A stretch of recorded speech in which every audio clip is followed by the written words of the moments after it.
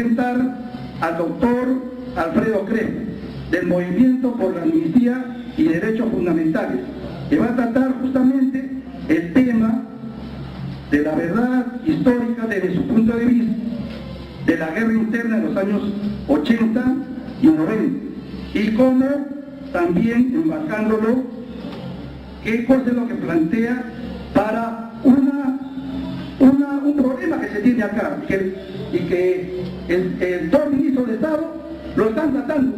Mucha gente me ha criticado dentro de la misma asociación de docentes de que cómo yo trato el tema. Pero si dos ministros de Estado están tratando el tema, ¿por qué no puedo tratarlo los profesores? Eso, hay gente de mentalidad inquisitorial que no se quiere que se trate el tema. Porque hay que discutir y contrastar las ideas. De choque de las ideas saltar a luz, decían los filósofos griegos. Y sin más preámbulo, pido un fuerte aplauso para el doctor Alfredo Crespo, que va a ilustrar desde su punto de vista la verdad histórica de los conflictos internos y soluciones políticas a los problemas del Estado de la guerra.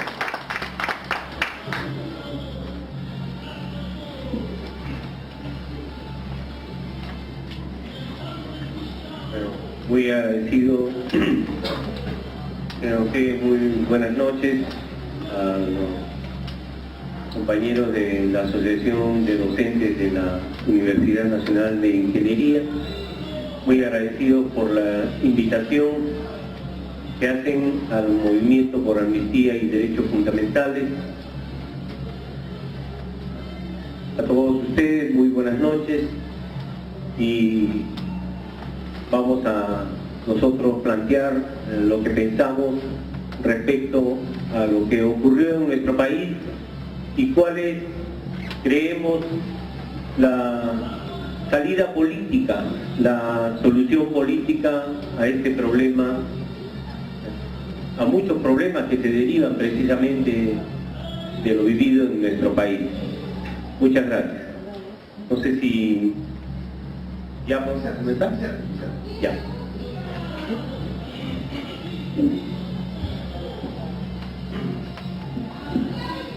Bien.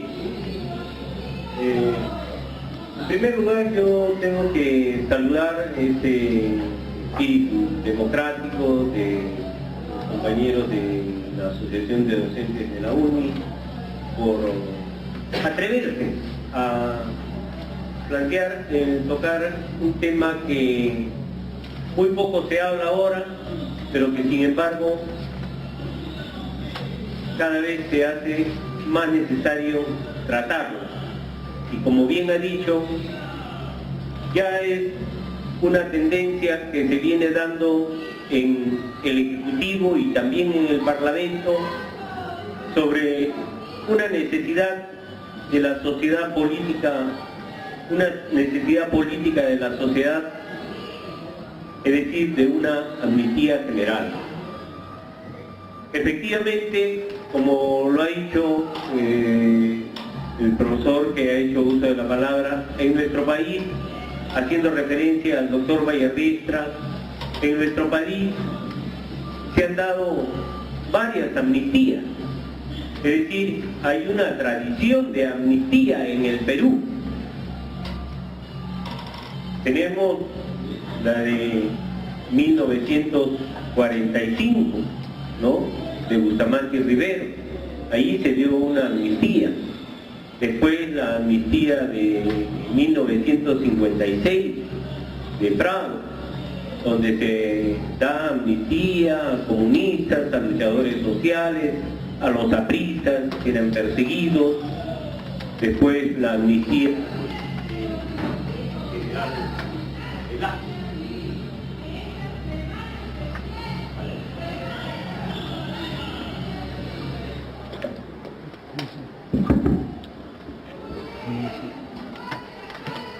eso en los 70.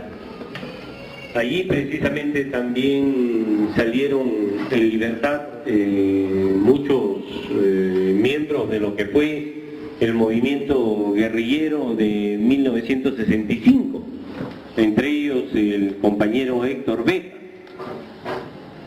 Luego también en los 80 el señor Belaúnde también da una amnistía. Y si vamos a hablar de amnistía la más cercana y que toca incluso al actual señor presidente de la República, también fue objeto de amnistía por el Congreso, por los sucesos de Locumba, y entonces la cosa está fresquita. Nadie puede desconocer que la amnistía viene a ser una forma de resolver los conflictos internos, las guerras civiles, las guerras internas ocurridas en una sociedad. Si vemos, las amnistías han tenido que ver con poner fin a la persecución, a los juicios, ha tenido que ver con poner fin a la carcelería, a personas privadas de su libertad. Eso ha sido la base material para que se dé amnistías, ¿no? Entonces, vemos una tradición de amnistías en el Perú, pero antes de desarrollar un poco más sobre la amnistía, creo que es necesario partir de reconocer que lo que hubo en nuestro país fue una guerra interna. Yo he declarado en un programa de televisión que fue una guerra civil y ha salido hasta caricaturas, que no ha sido guerra civil sino terrorismo. Pero ¿cómo está definida la guerra civil? Recurriendo al diccionario más elemental, dice: el enfrentamiento armado entre personas que son del mismo territorio, del mismo país, de la misma nación. Esa es la característica que define una guerra civil, es decir, es una guerra interna. Primer punto. Segundo, ha sido una guerra por el poder. El Partido Comunista del Perú inicia esa guerra contra el Estado peruano el 17 de mayo de 1980, encabezando el Partido Comunista del Perú a Abimael Guzmán Reynoso como su jefe. Inicia la guerra contra el Estado peruano. ¿Para qué? Para conquistar el poder político. Y ellos van a partir de principios comunistas, de un programa de la Revolución Democrática, van a contar con un partido reconstituido en un proceso de 30 años y un ejército que después fue el Ejército Guerrillero Popular. Con eso inician la guerra. El Estado obviamente tenía que defenderse y los políticos que se encontraban en los gobiernos que se han sucedido durante el proceso de la guerra fueron los que dispusieron que los soldados y los policías defiendan al Estado peruano y el poder político del Estado. Entonces tenemos aquí que por ambos lados hay objetivos políticos. Unos, conquistar el poder político y de parte del Estado, defender el poder político del Estado. Entonces es un problema político, es un problema de lucha por el poder que se dio en nuestro país. Esa es su naturaleza. Los móviles han sido políticos.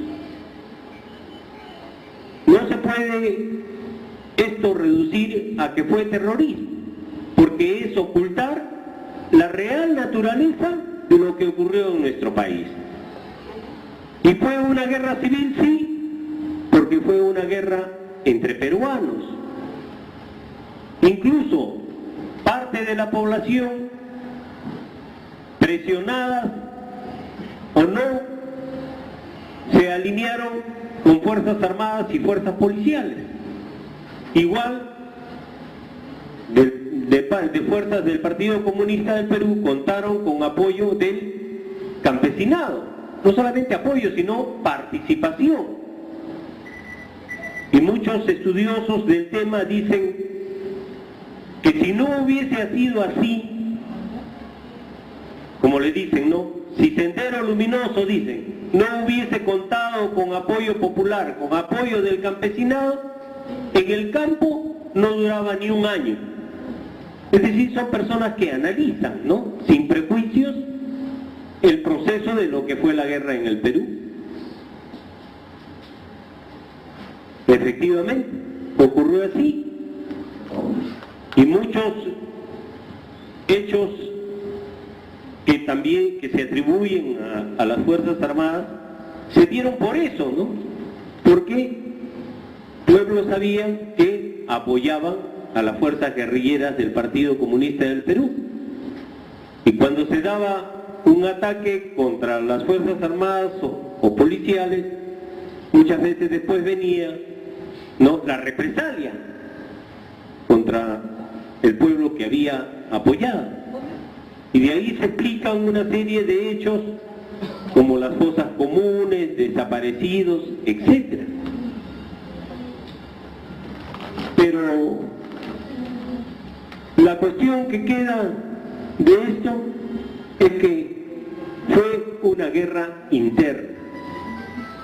Llámese guerra civil o, como lo llama la Comisión de la Verdad y Reconciliación, conflicto armado interno. Eso es lo que ocurrió.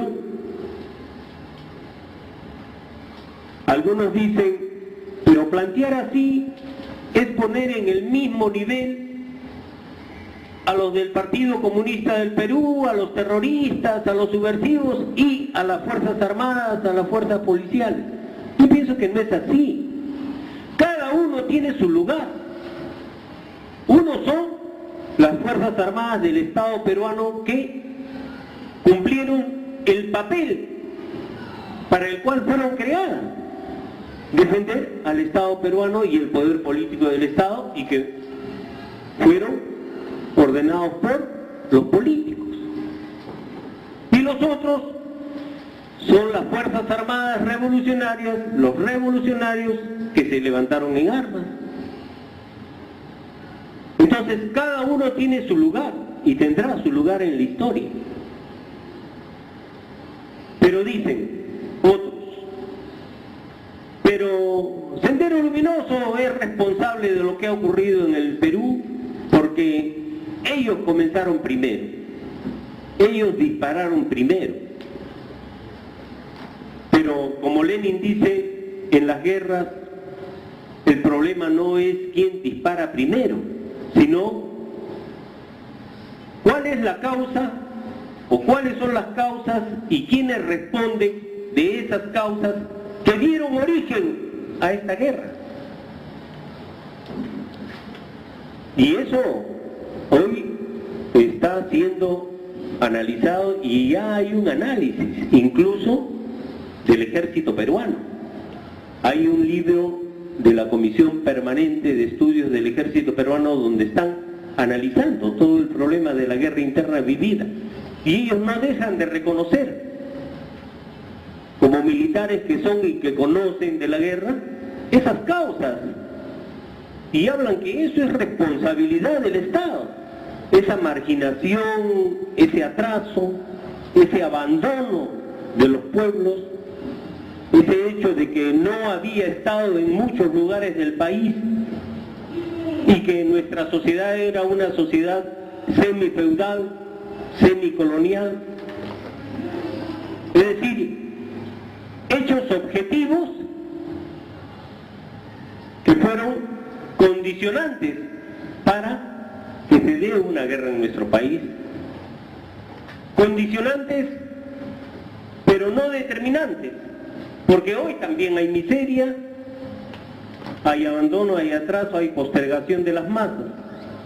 Pero lo que se dio en 1980 fue producto de todo un proceso de la sociedad peruana de agudización de las contradicciones sociales, de la existencia de una situación revolucionaria en desarrollo, una situación que llevó a que muchos intelectuales y muchas personalidades y hombres de izquierda de la época no vieran otra salida para el país, para los problemas del pueblo, que la lucha armada.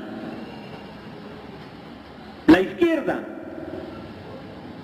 eso es lo que levantaba, la necesidad de la lucha armada. Y yo recuerdo que en una oportunidad, en un mitin de la Plaza San Martín, Horacio Ceballos salió o se presentó con un fusil de madera, de palo. Los que son de mi generación de repente lo han visto, ¿no? Y este es el camino, la lucha armada, el fusil. El poder nace del fusil, decían. Eso es lo que dice el presidente Mao Zedong. Entonces, ese era el sentimiento de esa época. Todos decían, hay que hacer la lucha armada. Sí, pues todos decían, ¿no? Como quien dice, ¿quién le pone el cascabel al gato? Muchos se preguntaban, ¿pero quién le pone el cascabel al gato? Y el único que se atrevió a ponerle el cascabel al gato fue Abimael Guzmán, jefe del Partido Comunista del Perú, y inició la guerra contra el Estado peruano, la lucha armada. Así fueron las cosas. Muchos ya se olvidaron de que propugnaban la lucha armada. Hasta incluso Vargas Llosa era admirador de la Revolución Cubana y de la lucha armada. Pero esto, ¿por qué lo menciono? Porque fue pues un sentimiento de la época debido a la existencia de condiciones objetivas y subjetivas. Es decir, objetivas, miseria, atraso, postergación de amplias masas de nuestro pueblo, y subjetivas, un partido comunista reconstituido en todo un proceso por la fracción roja encabezada por Abimael Guzmán, y que preparó ese partido para llevarlo a esa lucha armada. Entonces se dieron condiciones muy particulares, muy precisas en ese momento para el inicio de la lucha armada.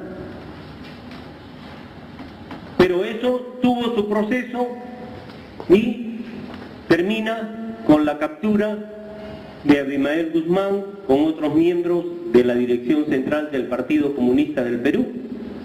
Y el problema de la guerra es un problema de dirección política. Habiendo caído la dirección, todo entra en problemas. La dirección de la guerra, la situación del partido, una serie de problemas. Por eso es que Abimael Guzmán, jefe del Partido Comunista del Perú, al año va a pedir llevar adelante conversaciones para un acuerdo de paz que termine esa guerra, porque él se dio cuenta de que esa guerra no podía llegar a su objetivo, a cumplir su objetivo político, cuál era la conquista del poder. Pero no lo plantea el mismo día que es presentado en la jaula en la DINCOT. ¿Por qué? Porque veía que los que estaban afuera debían darse cuenta lo difícil que iba a ser desarrollar una guerra y llevarla a la conquista del poder con problemas de dirección política. Entonces, un tanto como diciendo que vean, y al año lo va a plantear. Precisamente una de las razones que tuvo la DINCOTE, sectores allegados también al gobierno, a inteligencia, de que el hambre era buscar que plantee una negociación. Incluso después de que lo llevan a San Lorenzo y yo lo visito, él me dice, ha venido a conversar conmigo el señor Montesinos, porque he pedido tratar con el gobierno una solución política. O sea, ese pedido de solución política fue una iniciativa de Abimael Guzmán. Y esos fueron los primeros contactos que se producen en octubre de 1993. Bueno, todos sabemos que ese acuerdo de paz no se concretó, hubieron problemas, los que estuvieron afuera, una facción dijo, no, podemos seguir hasta la conquista del poder. Y después, ¿en qué terminó Ramírez? Y después otros que se desprendieron de ahí y todavía siguen, como un grupo ya totalmente ajeno al Partido Comunista del Perú, porque han pasado más de 30 años, ¿y a dónde están? ¿A dónde han llegado? Bueno, estos son los antecedentes y por qué se da esto. Ahora, un problema político requiere una solución política. Y la amnistía general, que viene desde lo más antiguo de la humanidad, es la forma política de resolver ese problema. Ese problema de la guerra no se puede resolver judicializándolo, es decir, juicios para todos, cadena perpetua, 20 años, 25 años, eso no resuelve el problema. O a la otra parte, procesos interminables, persecución eterna a soldados, a policías. Pensamos que el problema no es que todos vayan a la cárcel, sino que haya una solución política, una amnistía que se da por conveniencia política, porque es la forma que tienen las sociedades de resolver esos problemas políticos. Y no es algo que tenga que ver solamente con la libertad de quienes están presos o están procesados, sino que va a resolver una serie de problemas. Problemas de continua persecución, de resentimientos, odios, rencores, solución política, amnistía que tiene que ser base para una futura reconciliación nacional y que es necesaria para el país. Ojo con los problemas con Chile. ¿Cómo nos van a encontrar? ¿O cómo nos encontrarán? No es por gusto que en Chile se hagan encuestas. ¿Cuál es la pregunta? Le dicen a la población, ¿estaría usted de acuerdo con el fallo de La Haya si es favorable al Perú? ¿Y qué dicen los chilenos? 83% no. Y si sale el fallo favorable al Perú y Chile no lo cumple, ¿qué se abre? Cuando se acaba la vía diplomática, se abre la otra vía, la vía militar. ¿Y cómo encontrarían al Perú? Con problemas sociales, con problemas de la guerra interna no resueltos, militares enjuiciados, procesados, otros presos.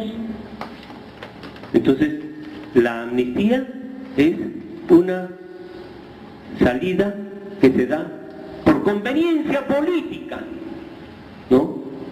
Para que esa sociedad pueda superar ese problema y seguir desarrollándose.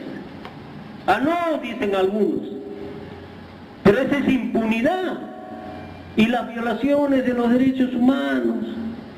Eso no, tiene que haber juicio y cárcel para todos. No importa que los hechos se hayan ocurrido en el 83, hace 30 años. Hay que seguir con esa persecución eterna. Pero eso, ¿cuándo va a terminar? Y mientras, ¿qué pasa con la sociedad peruana? mayor fragmentación, mayor división. Hoy, quienes se oponen a la amnistía general son los que trafican con los derechos humanos. Sobre pretexto de los derechos humanos, trafica con el dolor muy respetable de quienes, de uno y otro lado, han perdido a sus seres queridos. Eso no se debe permitir. Eso no se debe permitir. Ellos, que ahora fungen de defensores de derechos humanos, pero en la guerra ni se despeinaron. Así es. El mismo señor Salomón Lerner de la Comisión de la Verdad y Reconciliación, en una oportunidad, hay que reconocer su franqueza, dijo: todo esto que ahora hemos visto que ocurría, sucedía mientras yo estaba en mi salón de clases dictando, tranquilamente. A modo de una autocrítica que debería eso refrendarse con una posición más consecuente con la reconciliación en todo caso, ¿no? Hoy, 25 de noviembre, las coincidencias han llevado felizmente a que voy a estar acompañado con el general Wilson Barrantes de la parte del Estado y de la Guerra, y que tiene su punto de vista sobre la amnistía, pero que eso demuestra cómo se va convergiendo en torno a lo que es necesidad política de la sociedad peruana. Porque la amnistía no es en función de las personas, no es solamente el problema de la libertad, no es el problema de que salga fulano, sutano, mengano, es el problema del país, de la nación, de la sociedad peruana en su conjunto. Así tiene que verse. ¿Qué va a salir el señor Fujimori? ¿Qué va a salir? El problema es cómo quedamos como sociedad después de una guerra interna. Hasta ahora en Lucanamarca hay resentimientos, rivalidades y odios por el problema de la guerra. Hasta ahora. Que sí, que él estuvo, que él no estuvo, que él estuvo con el ejército, que él estuvo con Sendero, hay todos esos problemas. Lo que se da ahí, se da en el país. ¿Quiénes no quieren la amnistía general? Aquellos que quieren seguir usando los problemas del pasado en los problemas presentes. ¿Para qué?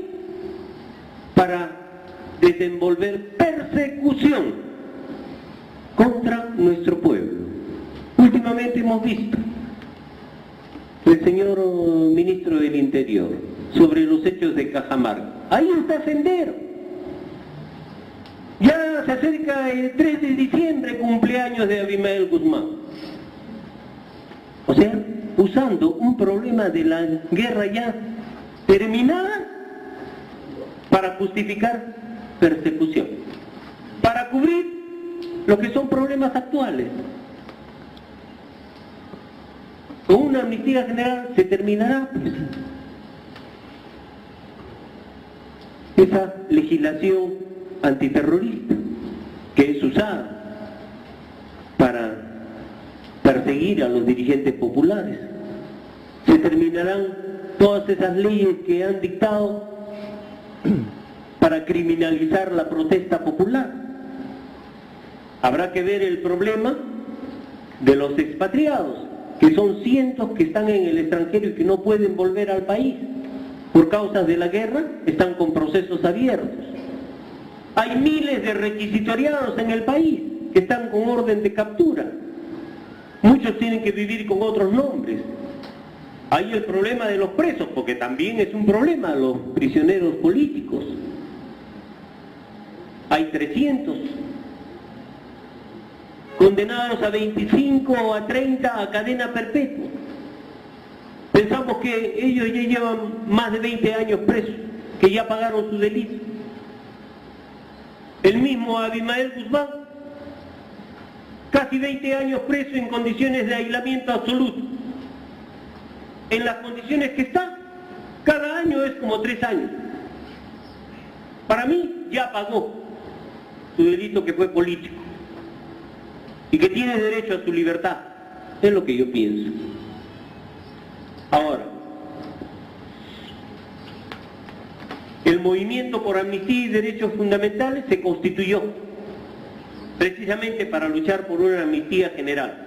Ahora hemos especificado amnistía general para civiles, militares y policías. Que quede bien claro, queremos la amnistía general para ambas partes de lo que fue la guerra. No decimos solamente amnistía general para presos políticos, no, eso sería una parte. Decimos general, civiles, militares y policías. Ya esto debe tener una solución. Se han venido expresando opiniones. Durante el gobierno aprista, el congresista Edgar Núñez presentó un proyecto de amnistía para militares. Se le fueron encima, ya tuvo que retroceder, y hasta después le sacaron problemas personales. El señor Armando Villanueva del Campo, dirigente, prominente líder del partido aprista, también ha hecho un llamado a la juventud y ha planteado esa necesidad de una amnistía general. Él ha estado preso, él sabe lo que es la persecución y él sabe lo que es la amnistía y sabe por qué lo plantea. El doctor Vallerriesta también. Ahora último, el señor Rudecindo Vega, ministro de Trabajo. Y cuando él ha salido a plantear, nosotros nos hemos pronunciado, pues, y hemos dicho, apoyamos sus declaraciones en favor de una amnistía y la necesidad de una reconciliación. Entonces, ya es una tendencia, tanto en el Congreso como en el Ejecutivo, esto de una amnistía general. Como digo, ¿no? ¿Quiénes se oponen? Los que trafican, pues, con los llamados derechos humanos, que nunca defendieron los derechos humanos tales. Yo no recuerdo a ninguna de estas ONG que me hayan visitado a mí cuando estuve preso y se hayan preocupado de mis derechos humanos, nunca. A otros defendían, dice, a los inocentes, ¿no? O a los que se arrepentían o se acogían a las leyes de arrepentimiento. Reitero, cuestión principal no es entrar a escarbar el pasado, sino a ver cuál es la solución política. Y la amnistía no es para el futuro, para resolver cuestiones del pasado que pesan en la sociedad peruana. Es lo que inicialmente les podría decir. Muchas gracias.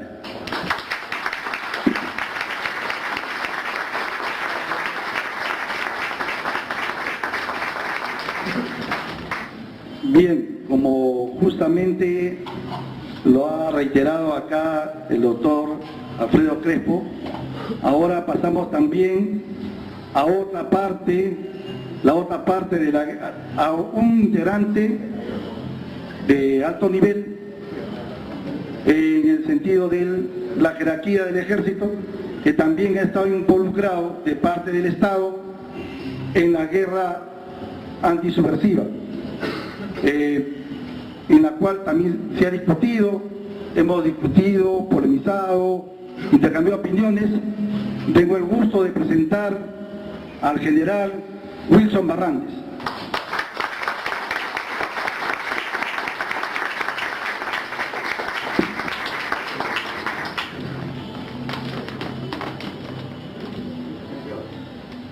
Buenas noches, damas y caballeros, tengan ustedes muy buenas noches.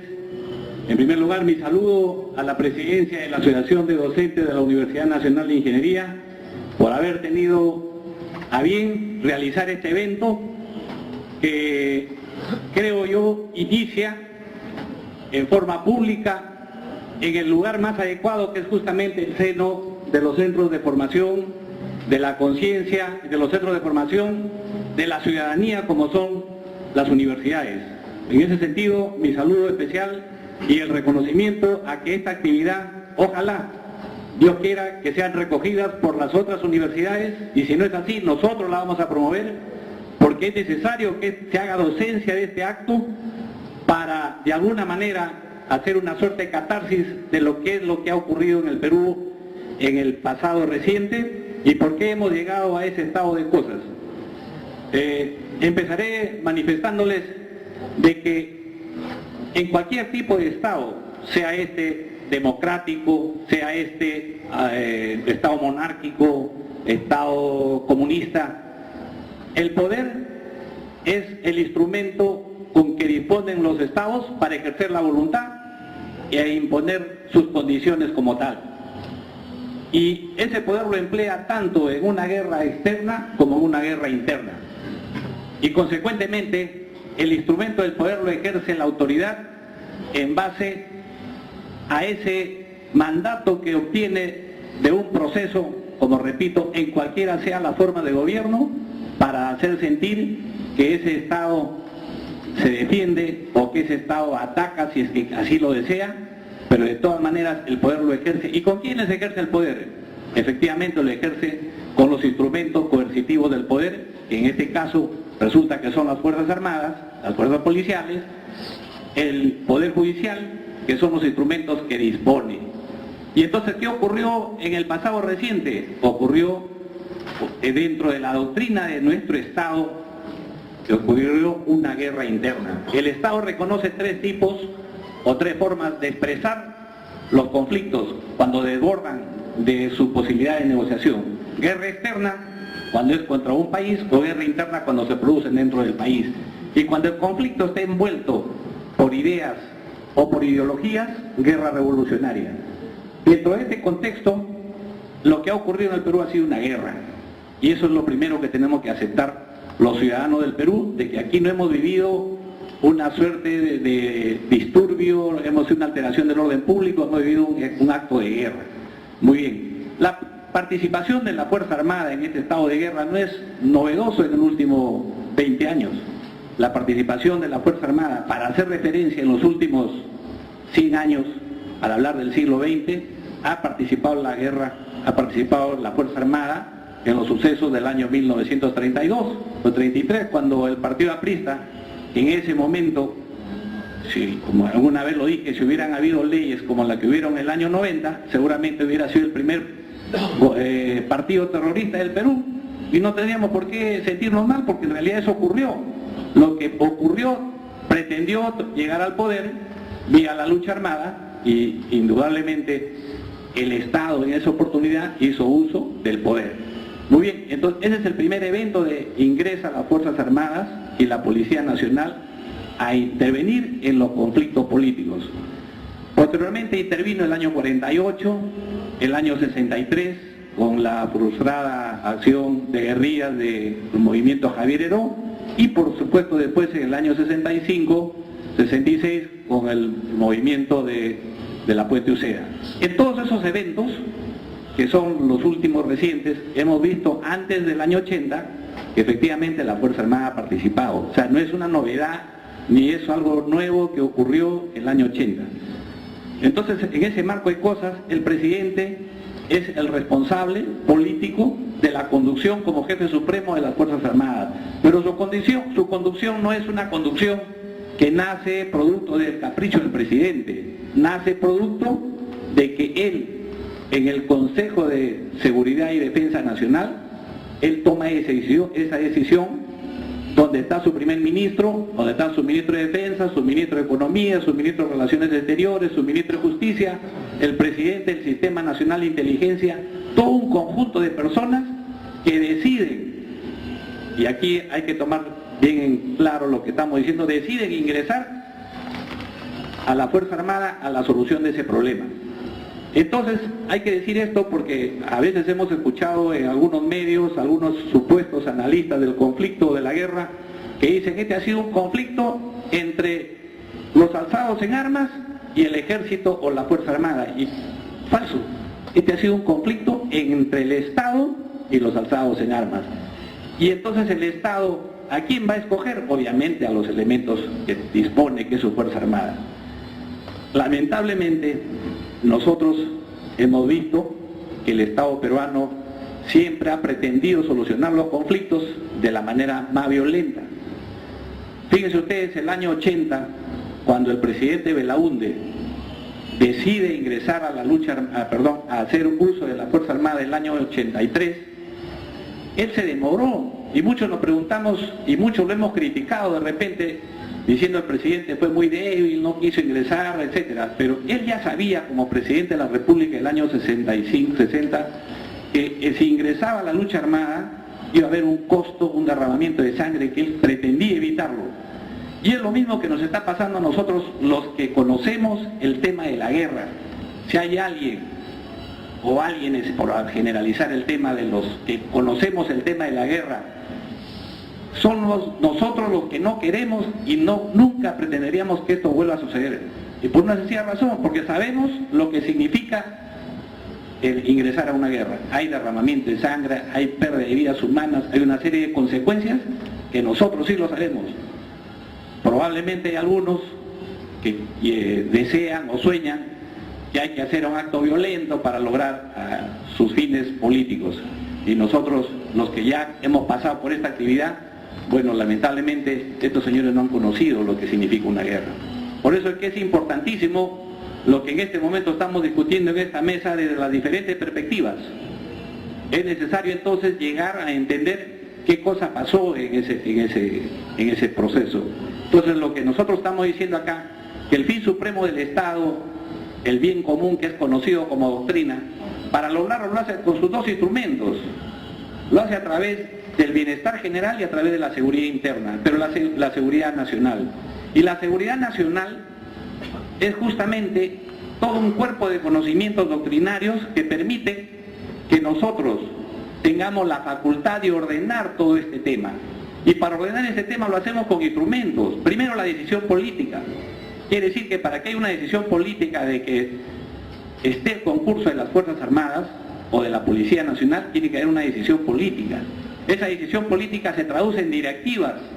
Esas directivas se traducen en planes. Esos planes van al terreno de la ejecución. Y entonces, con ello, estoy tratando de enarbolar este conjunto de pasos para que entendamos nosotros de que si existiera a lo largo de estos 20 años últimos, como en los anteriores, algún documento que diga vamos a aniquilar al pueblo campesino, vamos a aniquilar al elemento perteneciente a la organización política Sendero Luminoso, no hay un solo documento, y no lo va a haber tampoco por una sencilla razón, porque es este sentimiento que había de tratar de pacificar al país, tuvo un proceso de planificación que pasó por adecuarnos a las circunstancias que habían sucedido a partir del año 90, entre el 80 y el 90. Indudablemente, aquí queremos sentar que nunca hubo una política sistemática y generalizada desde las más altas esferas del poder para violar los derechos humanos de la ciudadanía, del pueblo, de la comunidad, o por último de los alzados en armas. Eso es lo primero que debemos dejar bien sentado. En segundo lugar, reconocemos, como seguramente también lo hemos escuchado en otras exposiciones, que han habido excesos. Uno de ellos, seguramente mencionaba acá Lucanamarca, Canaire, en fin, como también hay excesos de parte de los miembros de la fuerza del orden. Y lo tenemos que aceptar. Y lo tenemos que aceptar porque esos excesos son naturales y consecuentes en un proceso de guerra. Miren ustedes, un combatiente para estar en una zona de guerra máximo debe permanecer 6 meses.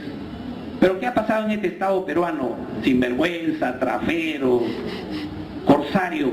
Mandaba a las tropas 18 meses, 20 meses, 15 meses y no había pasaje para que regresen, no había forma de sacar a ese hombre. Son seres humanos que en determinado momento de la guerra fueron sujetos y pasibles de lo que llamamos el shock postraumático. Y a ese shock postraumático se sometieron, ¿quiénes se sometieron? Soldados que hacían servicio militar como muchos jóvenes. que eran servicio voluntario obligatorio, por tanto estaban obligados a servir. Ellos nunca hubieran deseado estar o verse envueltos en un problema. Sin embargo, fueron envueltos porque el Estado los envolvió. Hoy en día tenemos cientos de esos jóvenes que hicieron servicio militar que están detenidos bajo el supuesto de haber realizado genocidios, haber realizado desapariciones forzosas, supuestos. Porque aquí hay una suerte virtual de convertir determinados actos o determinados delitos en delitos de lesa humanidad. Y con una sola finalidad, porque ya lo hemos escuchado. ¿La finalidad cuál es? Que a través de esa forma de convertir esos delitos en ese tipo de extremos de lesa humanidad y todas sus variables, genocidio, desaparición forzada, esterilizaciones forzadas, voy a recoger dinero para poder hacer campaña, conseguir reparaciones entre comillas. Y miren, acá hacemos un paréntesis. En Colombia hay un lugar que se llama Mapiripán, del estado de Cuenca. Bajo una forma muy parecida a la que se aún realizaron en algunos sitios, se creó una situación de derechos humanos en un lugar que se llama Mapiripán. Supuestos desaparecidos que aparecieron, supuestos muertos que aparecieron. Denunció una señora que le habían pagado para eso. Entonces, estas formas muy trajeras, tramposas, de llegar a transmitir mensajes para que la ciudadanía se sienta atemorizada de procesos, se están dando acá en el Perú. Menos mal que han quedado descubiertas en Colombia. Han pasado ya judicializados más de 8 años, procesos que han sucedido en los años 83 para adelante. Sin embargo, hasta hoy no es posible que nuestro Ministerio Público haya tipificado con corrección, de acuerdo al ordenamiento jurídico, las causas que ellos presentan como genocidio. No las han podido tipificar, no las han podido sustentar jurídicamente. Miren, entonces de esa manera entramos a los años 80 al 90 y del 90 al 2000, ingresamos entre el 80 y el 90. Obviamente ingresamos con dos movimientos que se levantan en armas contra el Estado, pero como consecuencia y reflejo de lo que venía sucediendo ya desde el año 65 por la influencia que la Revolución Cubana genera.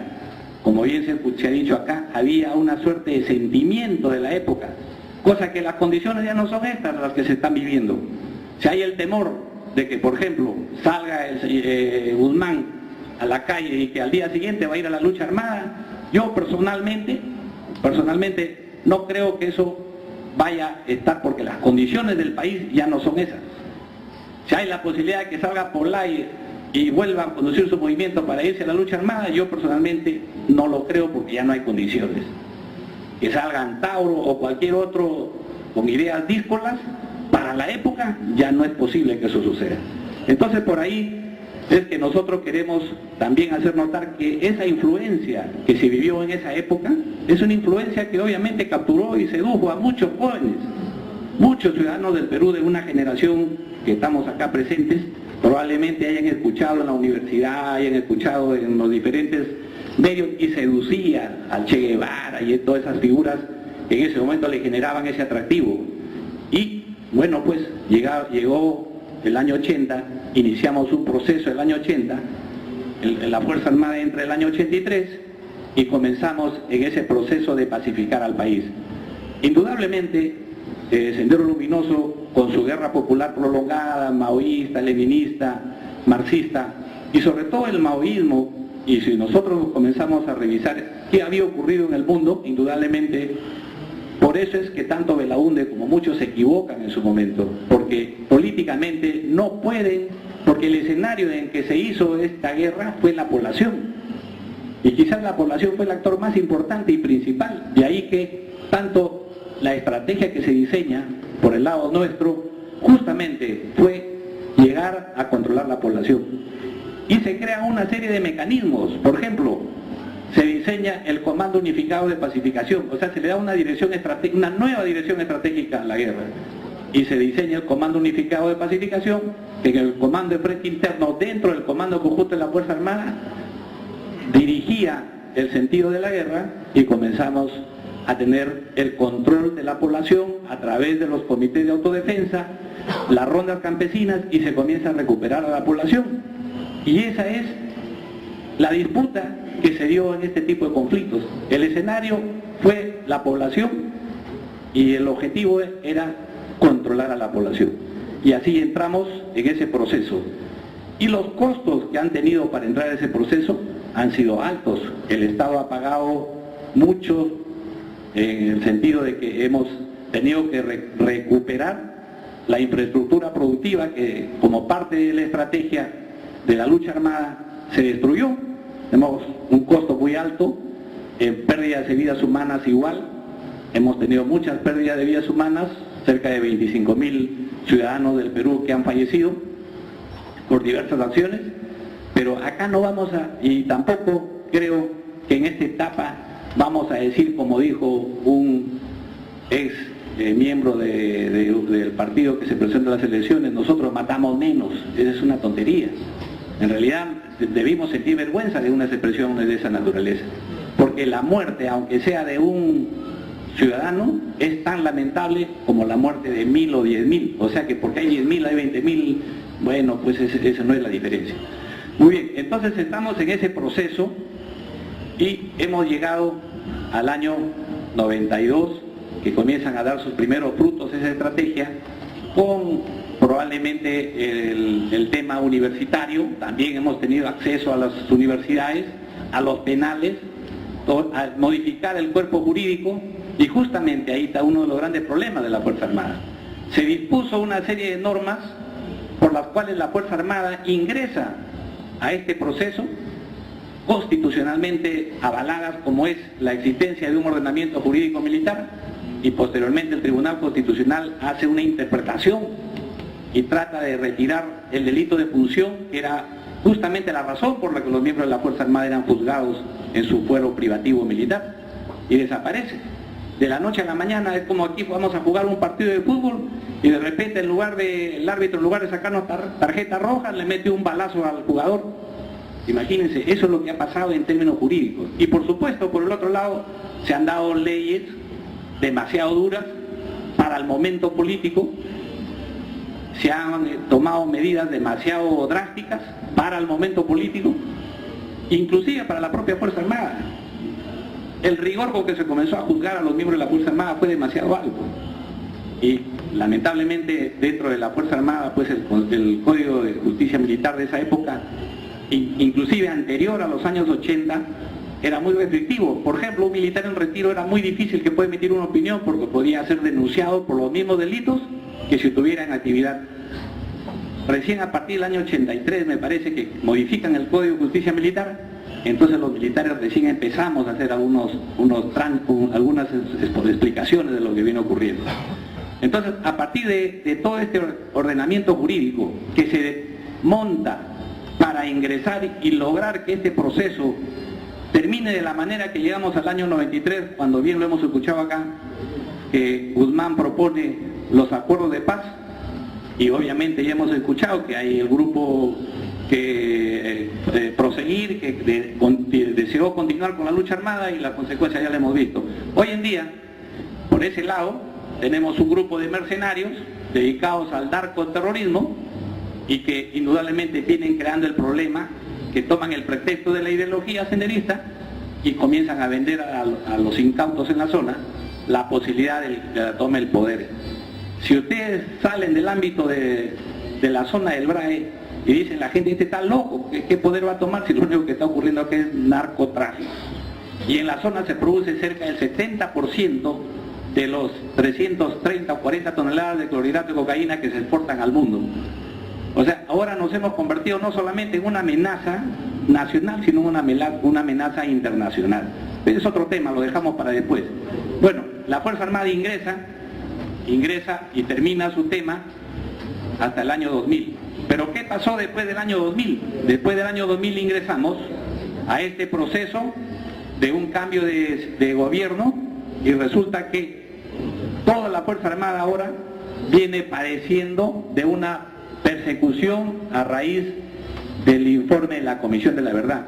Y curiosamente, el año 2003 el informe se presente en el mes de agosto y en el mes de junio, sin respetar el ordenamiento constitucional que dice que toda reforma constitucional debe tener 2 legislaturas ordinarias, en una sola se saca una ley para que con eso la prescripción no sea un principio constitucional. Y aún así, la prescripción, que es un derecho constitucional, ha sido violado aquí en el ordenamiento constitucional peruano. Se ha violado el delito, el principio de legitimidad, el principio de la ley, el principio de hacer uso de la ley que más te favorece. Se ha violado una serie de principios, como es el respetar el fuero constitucional militar. Todo este tipo de problemas que se han dado se han hecho para que calcen exactamente en el tema del informe de la Comisión de la Verdad. ¿Ustedes creen que al pueblo del Perú, a los ciudadanos que estamos acá presentes, nos van a contar cuál es la verdad de lo que ha pasado en la guerra del Perú en 7 tomos? Eso no es cierto. Por eso que hay una demanda de reescribir la historia desde la perspectiva de los hechos. Bien, se ha dicho, no ahora, hace muchísimos siglos, la guerra es la continuación de la política por otros medios, lo dijo Clausewitz formalmente como uno de los grandes hombres de doctrina de la ciencia militar y de la guerra. Y entonces, siendo que la guerra es un acto político, indudablemente las soluciones son políticas. La responsabilidad de la conducción de la guerra es política. Por eso que muchas de las acciones que nosotros hemos planteado es que después de todo este problema, y siendo consecuentes con el Decreto Supremo de creación de la Comisión de la Verdad y Reconciliación, que debemos dar inicio al proceso de reconciliación. Entonces, ¿qué cosa significa el proceso de reconciliación? Ahí tenemos también que formular una suerte de definición de términos. Reconciliación no es otra cosa más que reconstrucción del tejido social que ha sido dañado, lesionado como consecuencia del desamparo y de la desatención del Estado. No nos olvidemos que nosotros hemos llegado a este estado de cosas en los diferentes procesos de participación de la Fuerza Armada, porque han habido problemas. No hemos llegado porque simplemente de locos, hemos llegado porque había problemas. Entonces, ese tejido social que ya estaba dañado, estuvo dañado mucho antes del año 80 y sigue estando dañado hoy en día, con otros matices mucho más complicados, como es la presencia del narcotráfico. Entonces, es necesario, en medio de un conflicto no resuelto como es el actual, iniciar la reconciliación, definiendo los alcances de este término, qué significa reconciliación nacional. Por ejemplo, el sector, y allí están algunas organizaciones defensoras de derechos humanos, están algunos grupos políticos que dicen que la reconciliación es que todos se vayan presos y que todos paguen las culpas de lo que ha ocurrido. Y la pregunta es, ¿y dónde está la culpa que te corresponde a ti como actor político, como ciudadano en su momento? Porque qué cosa es, y está de más decirles a ustedes que el Estado es la participación de las instituciones, el pueblo que asentados en este territorio. ¿Dónde está la participación del pueblo? ¿Dónde están los grupos llamados hoy progresistas, de izquierda, caviares, en fin? ¿Dónde subieron?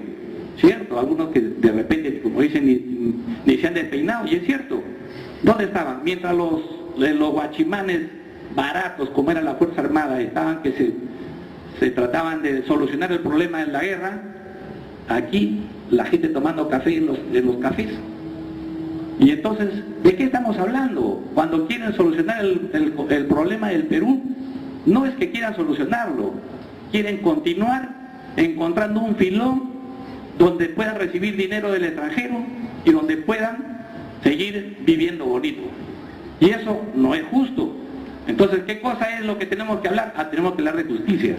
Por eso que cuando decimos nosotros, de cara al bicentenario, que ya estamos ahora, de cara a la solución de todos estos problemas, siendo que el Perú es un país tan rico, país amazónico, bioceánico, andino, y que tiene en su territorio asentada una multiculturalidad, es pluriétnico, multilingüe, ¿cómo vamos a llegar? Entonces nosotros proponemos, y esto digo nosotros, yo enarbolo a un frente, y por supuesto algunos militares de repente no sintonizan con lo que digo, propongo la creación de una comisión de reconciliación. Esa comisión de reconciliación debe recoger estos intereses y aspiraciones de todos los ciudadanos del Perú, pero esos ciudadanos que están en las universidades, de esos ciudadanos que están en la calle, no de los ciudadanos que están en los grupos políticos que se oponen. Ya hemos escuchado a varios que se oponen a la solución política de este proceso de guerra, se oponen. Entonces, crear esa comisión que proponga indudablemente la definición, en primer lugar, para nosotros los miembros de la Fuerza Armada, de qué cosa es el delito de lesa humanidad.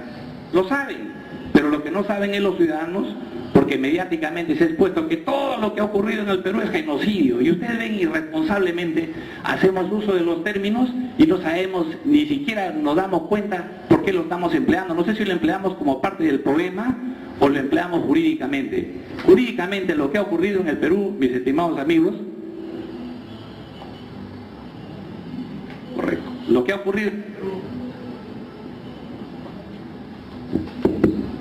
ocurrido en el Perú es nada más y nada menos una guerra. Y aquí no calza ninguno de los acontecimientos ocurridos en el Perú. Ustedes podrán ponerlos todos los ejemplos y yo les voy a demostrar que ninguno de los ejemplos en los que ha participado los actos singulares de los miembros de la Fuerza Armada son delitos de genocidio. Por lo tanto, entonces, mal etiquetado acá el delito de lesa humanidad, y nosotros deseamos que jurídicamente se resuelva este delito a través de una ley en el Congreso. ¿Para qué? Para que todos nosotros sepamos qué es lo que ha ocurrido en el Perú, porque si no nos estamos mintiendo, pues nos estamos engañando y estamos creando falsas expectativas a la gente. Por eso es que después de 8 años, y quien les habla participa como perito judicial en materia de doctrina militar, y yo encuentro que los jueces y fiscales, miren, procesos que ya 7, 8 años, y no resuelven los fiscales argumentar el tipo de delito que quisieran ellos poner a los miembros de la Fuerza Armada por cada caso. Y lo lamentable para nosotros, para mí en lo personal, por el hecho de haber estado participando en varios procesos, es que hay personal de tropa que ya tiene, inclusive algunos han estado en cárcel por 6, 7 años, y hoy nuevamente los quieren involucrar en delito de lesa humanidad, un delito de genocidio. ¿Usted cree que un quechohablante va a matar a otro quechohablante? Lo va a matar así porque es loco, quiere desaparecer a esa etnia. Hay una política sistemática y generalizada que lo dictó el presidente de la República y la orden la llamaba, oye, cuando llegues a ese pueblo desaparece a todo eso. Eso es imposible. Y le voy a decir que la razón de imposibilidad de que eso sea se debe a la sencilla razón, al aspecto técnico. Nosotros no teníamos la capacidad de los recursos tecnológicos, medios de comunicación, ni siquiera para que el jefe de una base contrasubversiva pueda tener comunicación. La gente se iba, sabe Dios si regresaban o no regresaban, porque no sabíamos si teníamos comunicación. Eso es el Estado peruano, un Estado tramposo que mandó a la gente a la de Dios, sálvese quien pueda, y el que sobrevivía, sobrevivía. Y si estamos acá es para contar eso, porque no es posible que un Estado que dejó en abandono a su Fuerza Armada, hoy, peor que eso, la persigue. El Estado, o sea, aquí no es que los que nos persiguen son los chilenos, los bolivianos, no, es el Estado el que te persigue. Curiosamente, quienes defendieron al Estado en su nombre, bajo una norma constitucional, hoy en día son perseguidos por su propio Estado. Es lo curioso. Entonces, como esto viene ocurriendo, indudablemente, todo tiene que llegar a arribar a una solución. La segunda etapa después de configurar esa gran comisión de reconciliación, que puede ser, como dije, Javier Pérez de Cuellar, un embajador, ahí conozco un embajador norteamericano, chino, proveniente, de Camboya, sobreviviente del genocidio. Ahí sí hubo un genocidio de 2 millones de habitantes, un estado de 8 millones que era solamente para uno. Pol Pot dijo vamos a bajar 7, por suerte quedaron en 2, y esos 2 millones muertos, este es uno de ellos. Ese puede ser un personaje, o cualquiera otro que la sociedad en su conjunto lo resuelva, pero que recomiende, por ejemplo, cosas como estas. Pueden recomendar indultos, pueden recomendar amnistías generales, pueden recomendar una serie de medidas, planes de desarrollo, porque acá es importante también hacer notar que es importante reparar a las víctimas de la guerra, porque estamos acá en esta guerra, hay víctimas, hay discapacitados, hay viudas, hay huérfanos, hay toda una parafernalia de gente que ha sufrido y están haciendo cola para ver, pero haciendo un deslinde claro. Tampoco vamos a ir de contrabando, pues. En este proceso de reparaciones hay muchas declaraciones que se han dado en forma también, vamos a decir, contrabandeadas. Yo he tenido la oportunidad, cuando estaba en Ayacucho, de comandante general en la zona, me decían algunos comités de autodefensa, me decían: mi general, ¿y cuándo nos llega la plata? Y yo le preguntaba: ¿qué plata? Nos han ofrecido que por dar la declaración nos iban a pagar. Y entonces había mucha trampa. No sé si es parte de nuestra cultura, pero eso también esta comisión debe evaluar. O sea, esta comisión, que después, si es que el gobierno lo logra aceptar, ojalá que logre así, porque yo recuerdo que el presidente Humala en algún momento dijo: yo quiero ser el presidente de la reconciliación. Acate el reto. Entonces este es un reto que tenemos ahora para reconciliar al país. Entonces, luego de todo este tema de definido el delito de lesa humanidad, porque fíjese usted, el Tribunal Constitucional le ha hecho trampa al Estado, o sea, a todos nosotros, le ha puesto candado a un proyecto unilateral que también lo cuestioné al 1097, pero se va más allá de eso. ¿Ya? Y dice, bueno, que el Congreso resuelve el delito de lesa humanidad cuando no tenía por qué opinar, simplemente era una acción de inconstitucionalidad frente al hecho de que esa ley había salido en una sola legislatura ordinaria, en la que estamos hablando de la ley de imprescriptibilidad. Entonces entre nosotros nos trampeamos, nos metemos, no sé si fue por presión mediática, pero el hecho es que llegamos. Y de esa manera nosotros podemos llegar, y como dijo alguna vez Gandhi, de repente lo quiero expresar a mi manera, esta es una tarea muy difícil, pero podría no darse, pero lo importante es iniciar. Iniciar esta tarea de reconciliación es una tarea muy necesaria, muy importante para el país, muy importante para iniciar, reconstruir el tejido social.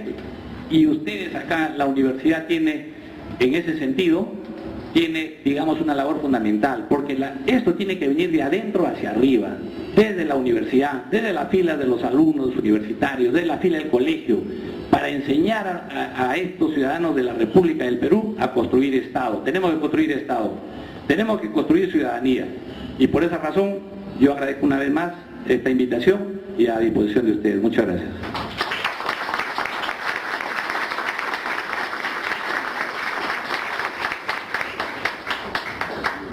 Hay muchas cosas que conversar y discrepar, porque varias horas ya conozco la sapiencia del general Wilson Barrantes, pero también hemos discutido horas y tal vez nunca nos pongamos de acuerdo. Pero hay una cosa que sí estamos de acuerdo, que la universidad debe hacer foros para discutir esto, porque verdaderamente no está monopolizado por estas ONG, y quiero denunciar acá a la ONG Transparencia, que más se llama Turbulencia, que hubo tres debates, en la cual en los dos primeros debates intervinieron todos los partidos políticos inscritos, pero en el último debate esa ONG Turbulencia lo que hizo fue invitar solamente a los 5 grandes, es decir, algo peor que en la época del general Morales Bermúdez, en la cual todos los partidos inscritos, sean chicos o grandes, tuvieron la posibilidad de, como propaganda del Estado, dar lo que ellos pensaban. Y es más, tanto fue que hubo tanta democracia que después el mismo Morales Bermúdez los cerró y los expulsó, porque ganaron bastante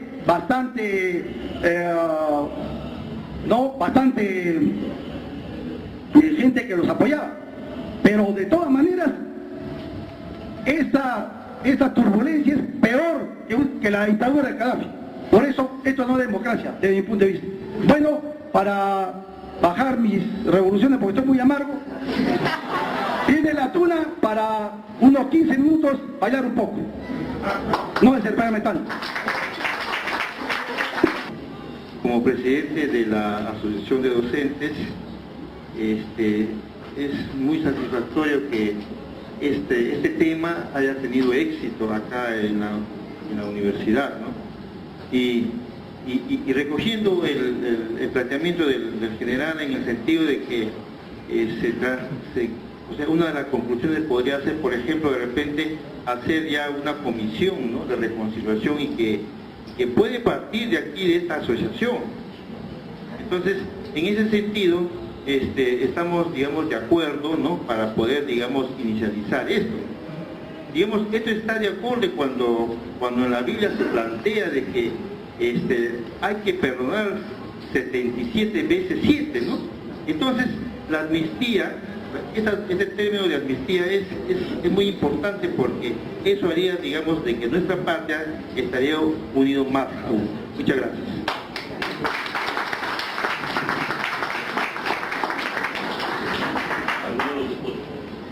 Sí, a ver, la señorita, por favor.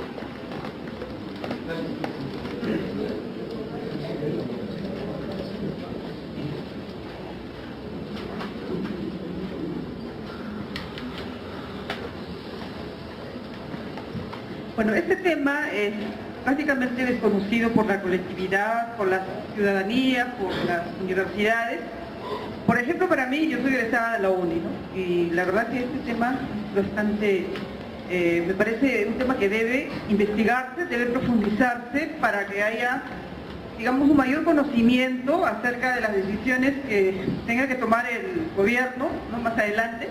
Pero eso depende de cómo la colectividad vaya, digamos, aceptando, ¿no?, la necesidad de que se produzca este indulto siempre y cuando se comprenda el problema. Si bien he podido apreciar, ¿no?, la exposición del señor Crespo y como también del general, que ambos han expuesto puntos de vista sobre el problema, primero, ¿no?, entonces el señor Crespo expuso sobre el problema de la guerra del pasado, ¿no?, que digamos que todavía tenemos un conocimiento hasta ahora no claro sobre este problema y que gracias a, digamos, a que los medios, ¿no?, los medios fácticos tampoco, digamos, no han logrado, ¿no?, han logrado más bien dividir las opiniones, y este tema necesita esclarecerse, yo lo digo con toda honestidad. Ahora, con relación al problema militar, al problema policial y al problema de los presos, en tanto el general ha tratado el tema que debería, este tema se debe haber una amnistía general, ¿no?, se dice, pero el asunto es que todavía este tema no se ha tratado en los medios, ¿no?, en los medios, digamos, de una manera, de tal forma que, como repito, la ciudadanía de cualquier nivel educativo, cultural, pueda captarlo y pueda haber una conciencia, ¿no?, de que este problema debe terminar. Porque, por ejemplo, ¿no?, dicen liberación para Tauro Humana. ¿Cuál es la opinión que existe sobre él en la colectividad? No hay, yo creo que no hay todavía una aceptación. Entonces, ¿de qué depende que exista aceptación, de que pueda realmente darse esa amnistía? Depende mucho, ¿no?, de la difusión de este tema a través de los diferentes medios, ya sea a través del internet, páginas web, periódicos, ¿no?, semanarios, revistas, más debates, etcétera, ¿no? Y si este tema se logra esclarecer, digamos, ¿no?, va a haber éxito en cuanto a esta toma de decisiones, que creemos que es necesario que exista reconciliación, siempre y cuando todos conozcamos bien este tema. Gracias. Al joven, por favor, al señor.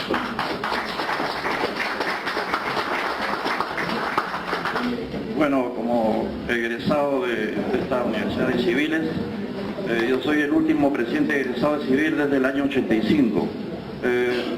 Yo vengo después de varios años a mi casa de estudios, donde pasé mi juventud, y veo que parece mentira a través de Facebook, porque ahora parece una página de lucha, y también varios medios,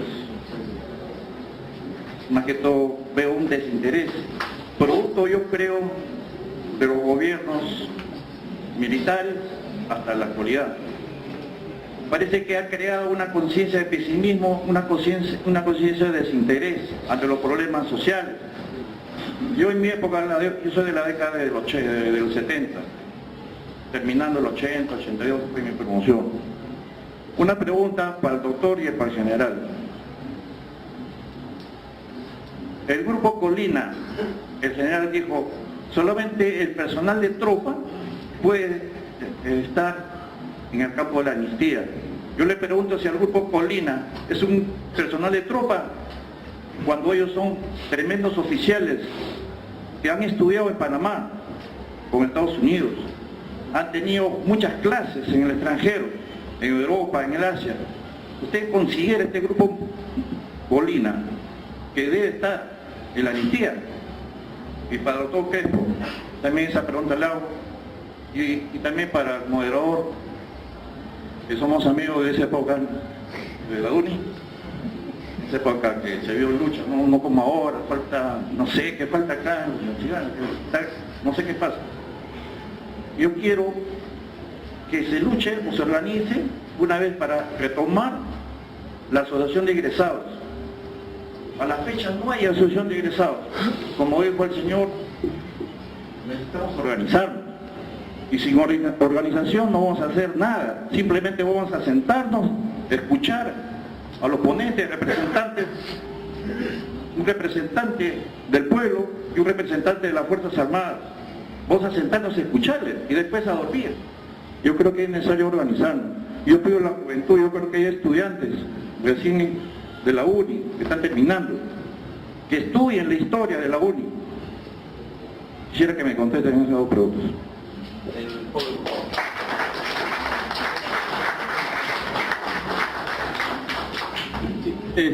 Primero, antes que nada, saludar a los organizadores, a los ponentes y también a la concurrencia, ¿no? Quien habla es un estudiante de la Universidad Nacional Callao. Soy parte del movimiento por amnistía y derechos fundamentales y considero, obviamente estoy completamente de acuerdo, ¿no?, en que debe darse una salida política a los problemas derivados de la guerra. Y eso pasa por la solución política, la amnistía general y la reconciliación nacional. Yo le quería preguntar al general Barrantes, uno es cómo percibe los sectores militares el tema de la amnistía. ¿Hasta qué grado, digamos, usted ha podido percibir que ya se viene discutiendo como una solución a los problemas de la guerra, la amnistía general? Particularmente nosotros, cuando hemos hecho la recolección de firmas, hemos conversado con militares en actividad, policías en actividad, y todos ellos que han estado en zonas de emergencia o en conflicto, ellos están de acuerdo. Como usted dice, ellos sí conocen lo que es estar en el campo de batalla. Y el otro punto es de que, ¿cómo fue, o si es que usted mencionó de que no había absolutamente, digamos, ninguna directiva en el manejo de la guerra contrasubversiva directamente, ¿no? O mejor dicho, no había planes, algo así como planes estratégicos, una teoría que guiaba a cómo combatir la subversión. Pero, por ejemplo, en las declaraciones de Martín Rivas, él señala de que hubo expresamente un combate de guerra de baja intensidad. Entonces, ¿cómo fue, por ejemplo, eso? ¿Si lo hubo o no lo hubo, no? Pienso que si se quiere saber del proceso de la historia, bueno, estamos para eso, pero completamente de acuerdo. Estamos, creo, en otros tiempos, es necesario la reconciliación nacional, la solución política, la amnistía general. Entonces, esas dos preguntas, eso es lo que le quería plantear. ¿Cómo ustedes lo perciben, no? Porque hay sectores militares que se ha visto en la televisión que abiertamente se oponen, pero sin embargo los militares de a pie son ellos los que han ido a zonas de emergencia y ellos están de acuerdo, policías de igual manera, ¿no? Incluso nos han firmado, otros han dicho no les podemos firmar porque tenemos somos parte del cuerpo, nos prohíben, ¿no? Entonces, particularmente eso es lo que yo quería plantear.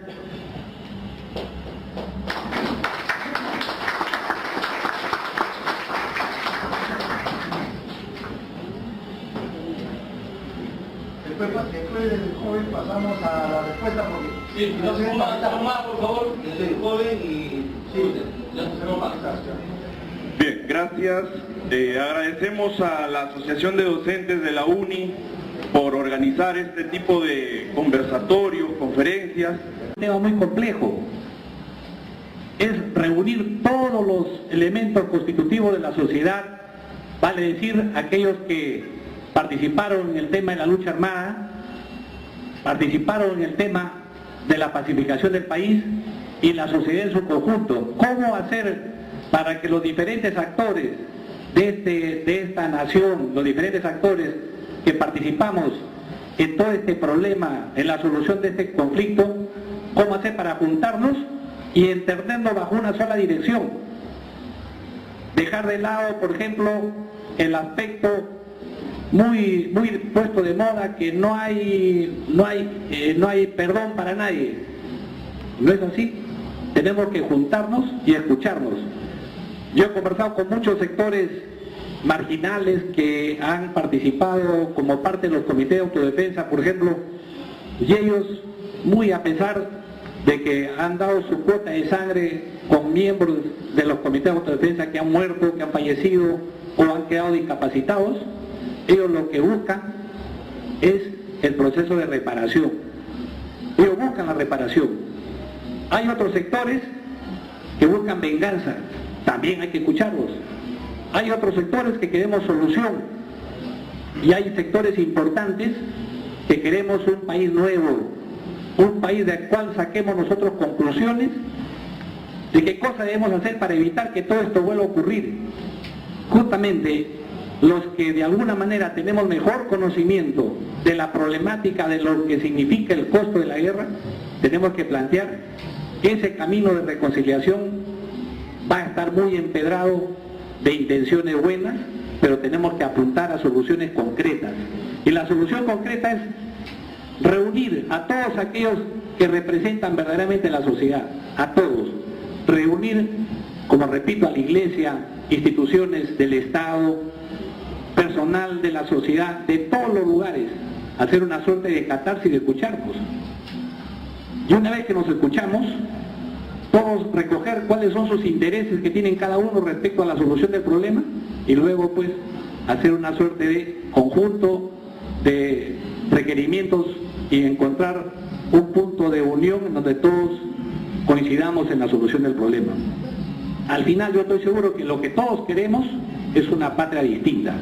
Lo que todos queremos es mejores oportunidades para nuestros hijos, queremos que haya agua, que haya luz, queremos que haya un buen colegio cerca a la comunidad, queremos que haya una pista que nos conduzca al lugar donde vivimos, queremos que nuestros hijos hoy en día tengan mejor futuro. Y también nosotros necesitamos de que el conjunto de ciudadanos del Perú sean ciudadanos de otra condición educativa, tecnológica, porque necesitamos para un país en crecimiento.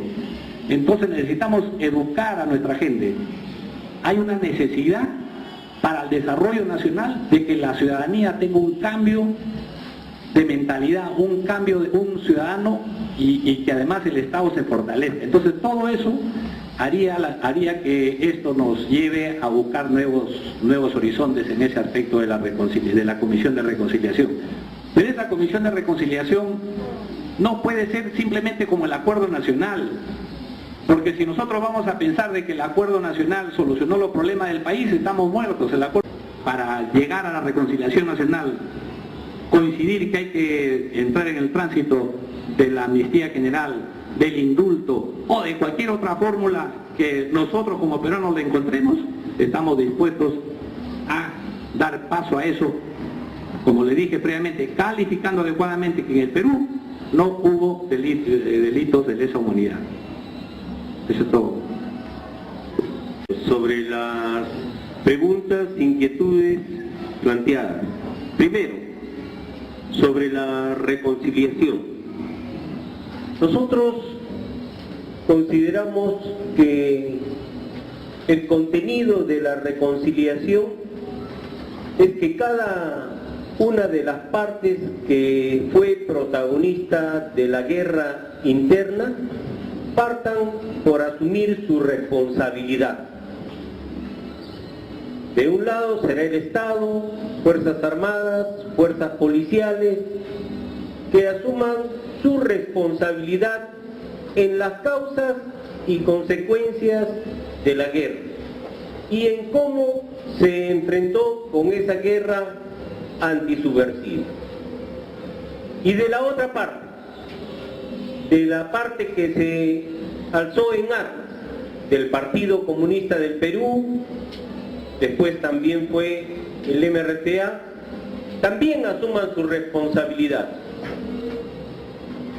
sobre hechos de la guerra.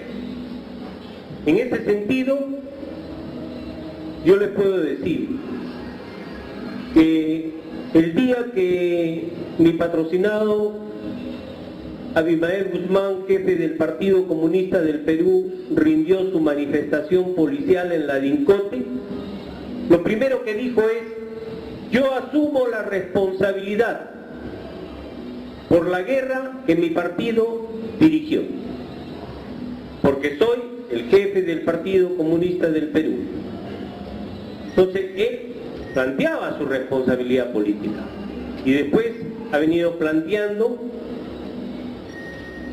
hechos que no han debido ocurrir, casos por ejemplo de Tarata, responsabilidades en otros hechos que han señalado puntualmente, e incluso ha planteado que el Partido Comunista del Perú debe hacer una autocrítica ante el pueblo, por lo que el pueblo sufrió por la guerra que dirigió.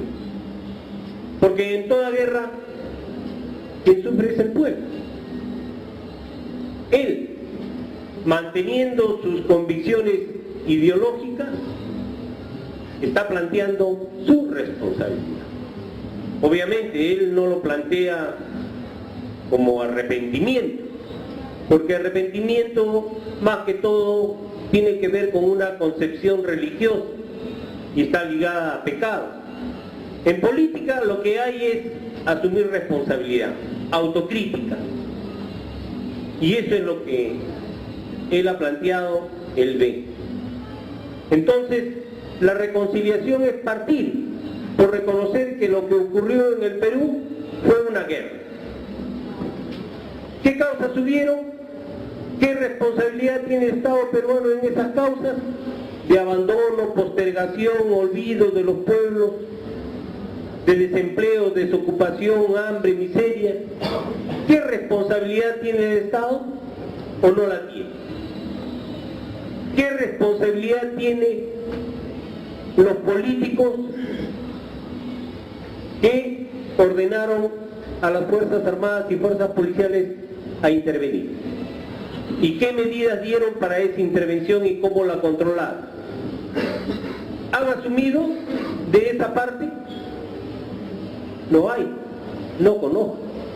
Contadas excepciones, recuerdo el doctor Vallarriestra, cuando salió en libertad una abogada, ahorita no recuerdo su nombre, que estuvo presa y que le pidió perdón.